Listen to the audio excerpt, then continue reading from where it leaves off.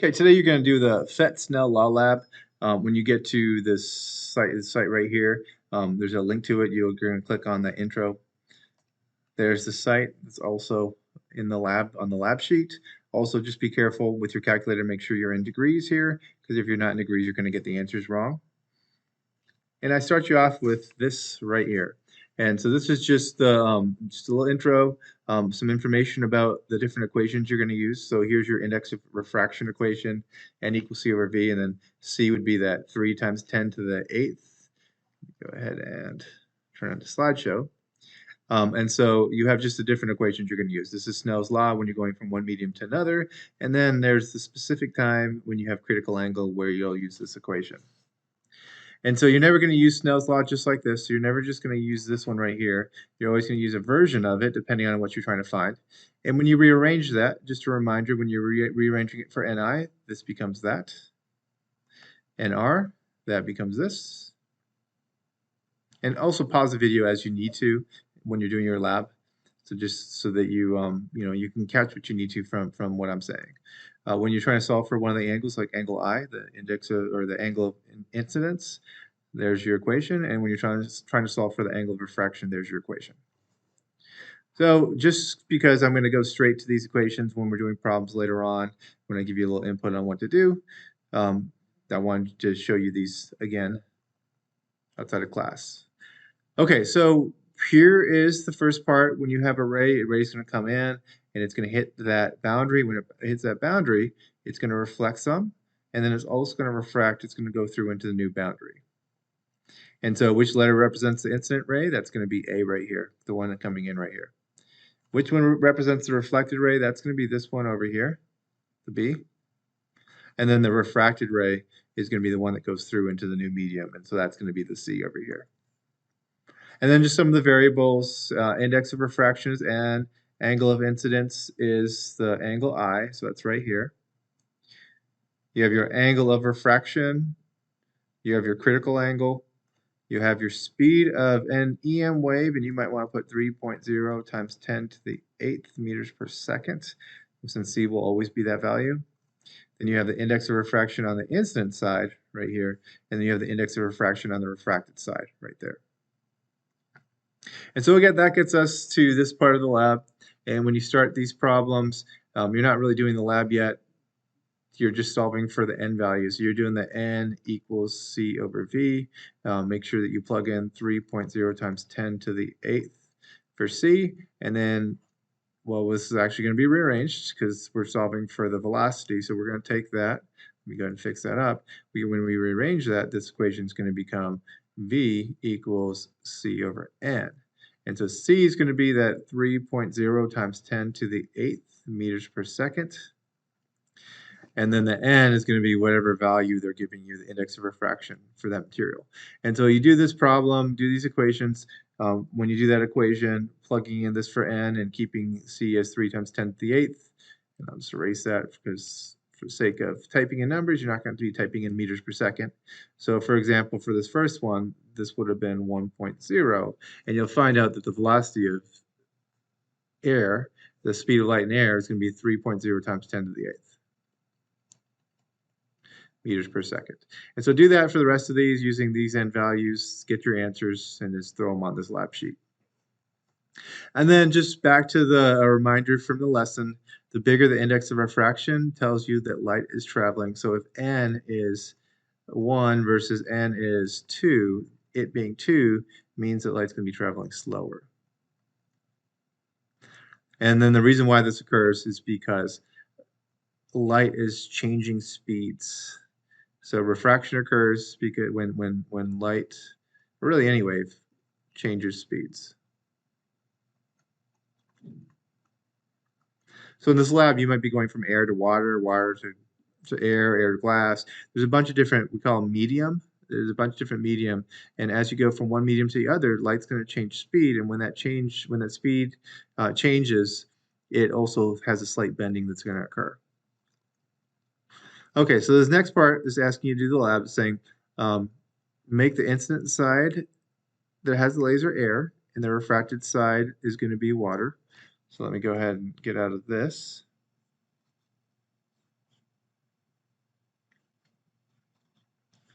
And we're going to go ahead and go over to the lab over here. And when you go to the lab, you click on intro. And so it says, make the incident side air and the refracted side water. So it's already done for you. And notice over here, you'll see you have the indexes of refraction for the incident side over here, the starting side. So this whole side is air. And you have this whole side over here being water. And they tell you to turn on the laser. And when you turn on the laser, it says set up the protractor. Okay, so we're going to set up this protractor. We're going to grab this protractor. We're going to move it into the lab sheet. You want to try to make it align perfectly. We'll see how this is on 0, right on the normal line. And this should be aligned so that it is perfectly on that spot. That's a pretty good job right there, 90, 0. And then it says take that laser and take it to 30 degrees. And when you take it to 30 degrees,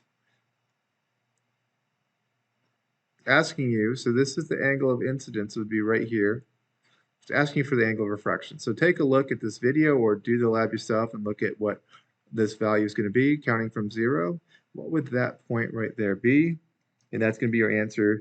When you make your angle of incidence 30 degrees, what is the angle of the refraction? Another thing that I missed earlier, which way relative to the normal does light bend as it enters water? So take a look how this is 30 right here, and this is less than 30, so it's bending towards the normal line. So that would be your answer for C on the lab. The next part of the lab, so you're done with up through 6. Next part of the lab says make the incident side the one that has a glass, because the incident side has, or that's sorry, that has a laser, not the glass. Not the glass. The one that has a laser, make it glass. So we're going to take this and we're going to turn this to glass. And we're going to take this other one. It says make the other one air. So make the refracted side air. And so now we have this. And it says which one has a higher N. And if you take a look, glass is 1.5, air is 1.0. So glass is going to have the higher N value or index of refraction. And which one does it travel fastest in? Well, the lower the N, the faster the speed of light. So this bottom one, 1.0, is going to be the fast one. So the light travels fastest in the air of these two. In fact, it's pretty close to traveling as fast as it does in space. Which way relative to the normal does light bend? When this happens, going from a slower medium to a faster medium, notice how you're going in at 30. Right here's your angle of incidence. Well, angle of refraction is way beyond that 30. So you're bending away from the normal line in this right here. And then the lab says, go ahead and take this laser and turn it down to 30. Sorry, not to 20. Take it to 20. And when you take it to 20, it's asking you, so you want to look over here, and this is the value you're going to get, and you're going to put in the lab on 7D. What's the angle of refraction right there? This angle from 0 to, you can see it, and that's what you'd put. Then you're done with that part, and you're on to question 8. And it says, keep the incident side glass. So this is, we're going to look at this thing called critical angle. It only happens when you're going from a slower medium to a faster medium because you need this ray to be bending away from the normal line. So it has to be bending more and further out here than it was here. And it says, go ahead and take this laser and take it to about 40 and then slowly, gradually increase the angle. Oh, I went too fast. Slowly, gradually increase the angle to the point where you no longer, it's right about there, no longer see the refracted ray. So notice how the refracted ray is going sideways. At that point in time, it's no longer going through. And we call this point total internal reflection. There's only a reflection bouncing back and not a going through, bending through. And so the refracted ray, what you notice is the refracted ray disappeared, which is part of your answer for number 8. And then it says, let's go ahead and let's solve for this angle. Let's solve for this thing right here, this angle right here. And you're going to use, let me go back to my PowerPoint. You're going to go ahead and you're going to use for, we are now over here. You're going to use this critical angle equation. And I'm just going to write it out over here.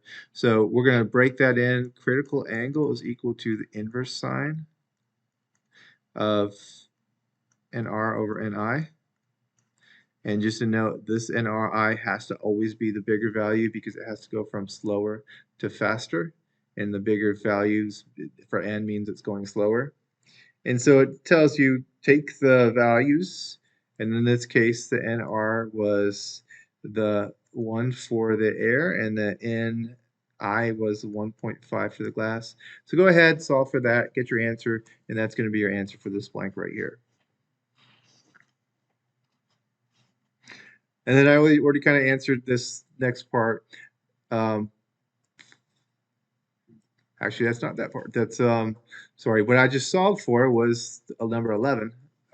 Solve for the critical angle. So what you solved for, when you put this in, that is actually going to be the angle right here. That's going to be your answer right here. So you'll just put that down somewhere over here. And then what I meant to do was to answer question 10 first, which you'll never get a critical angle of light moving from fast to slow or medium since light bends towards normal line. Therefore, looking at the equation, in order to have a critical angle, NI must always be the bigger.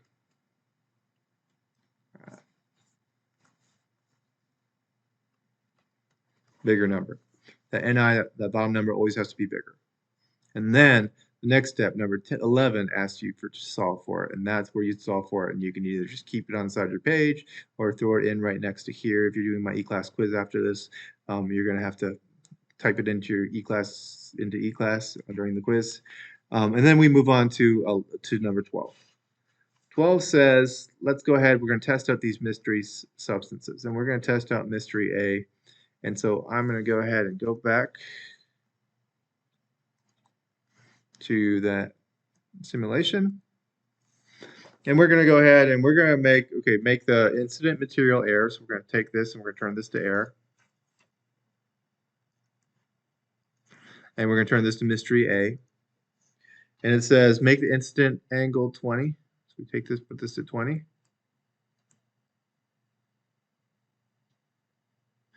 And then, so now what you have to do is your angle of incidence is going to be 20 degrees because that's what they told you. So angle I is 20 degrees. Angle R, read it off here. So take a look off of the simulation. What do you think that is? That's going to be your value. You're just going to, you're going to put what value you see right here. And that's going to be your angle R. So that is a given because you're taking it off of this lab. And then your NI is 1, and you're solving for the NR. So it's not just N, it's NR because there's a refraction going on. The way this lab is set up is that you could have had the mystery on this side or that side, but the way I told you to do it was to have air on this side and then mystery A on that side. So you're going to solve for this value doing the NR equals NI sine angle I over sine angle R equation. Reverse in the video if you want to see that equation again, or look in your notes if you're in my class. And when you get that value, that's what you're going to put in for the NR. And so you'll fill in that blank, and that will be another answer you'll see in e-class. Then when we move on to question number 13, question number 13 says, let's go ahead and make this mystery B. We're going to keep everything else the same. And notice what happens when you go from A to B. A, B. You can see that the angle of refraction is going to change. So you're going to change, you're going to still have an incidence of 20. The lab says to put the angle of incidence of 20.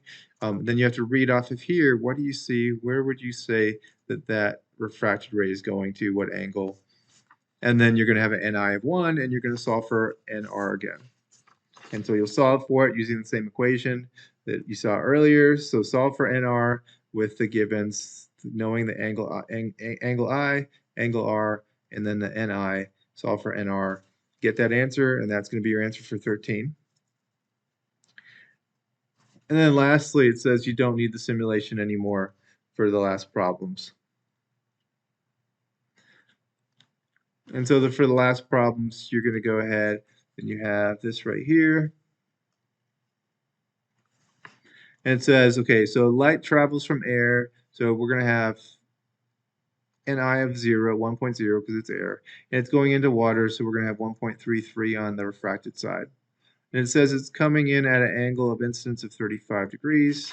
So you're going to solve for the angle of R. What's the angle of refraction? And you're going to use that version of the equation.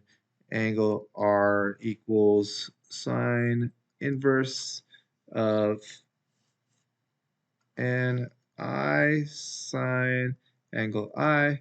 Once again, if you can't see this clearly, just go back in the video over nr.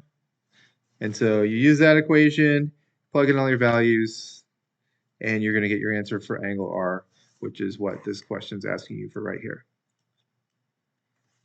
Then kind of the same deal, but for this one, it's saying lights traveling from air, 1.0, to glass, 1.5, at an angle of 35 degrees. So you're going to have your angle I, you have your NI, you have your NR, and you're solving for angle R. You're going to go back to the same equation, answer that, and you'll be done with 15. And then if you're in my class, there's an e-class quiz where you have to take these questions, these answers that you just did, and plug them in and plug them into e-class, get your answer, get your grade for this lab.